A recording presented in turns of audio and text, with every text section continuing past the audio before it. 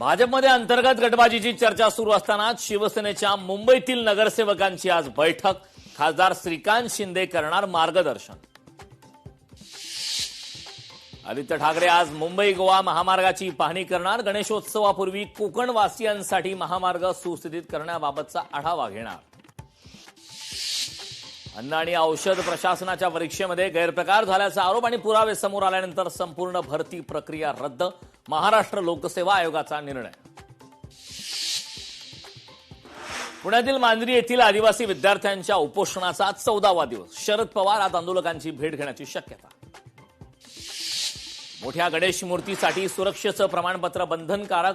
भुलेश्वर दुर्घटनेनंतर बीएमसीचा मोठा निर्णय. लाडकी बहीण योजनेचे जुलैचे 1500 रुपये जमा होण्यास सुरुवात. सामाजिक न्याय विभागाकडून 344 कोटी रुपयांचा निधी महिला व बालविकास विभागाकडे वितरित. आज ईद ए मिलाद. मुस्लिम बांधवांकडून मस्जिदींमध्ये एकत्र येत नमाज पठण. अनेक दशकांपासून वन विभागाकडे असलेल्या संजय गांधी राष्ट्रीय उद्यानाच्या 193 एकर जमिनीला संरक्षण मिळावे. सेव्ह एसजीएनपी गटाची वनमंत्र्यांकडे मागणी. रस्ते आणि उद्यानांसाठी वनजमिनींचे हस्तांतरण ही फसवणूक. वनमंत्री गणेश नाईकांचं वक्तव्य. टीडीआर प्रकरणी मंत्र्यांचे एकमेकांवर आरोप. मात्र ठाणेकरांवर कोट्यावधींच्या टीडीआरचा भार. ठाणेकरांच्या प्रश्नांवर मुख्यमंत्री गप्प का? डी दयाभाई कंपनीला दिलेला टीडीआर मुख्यमंत्री स्वाधिकारात का थांबवत नाहीत? सरकार या टीडीआर प्रकरणी पुनर्विचार याचिका दाखल करणार का? लोकशाहीचे सवाल.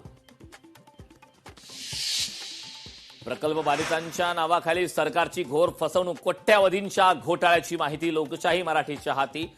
मुंबई अहमदाबाद हायस्पीड रेल्वेच्या कामात अधिकाऱ्यांचा गैरव्यवहार. लोकशाही मराठीने बातमी दाखवूनही अधिकाऱ्यांवर अद्याप कारवाई का नाही? सवाल उपस्थित.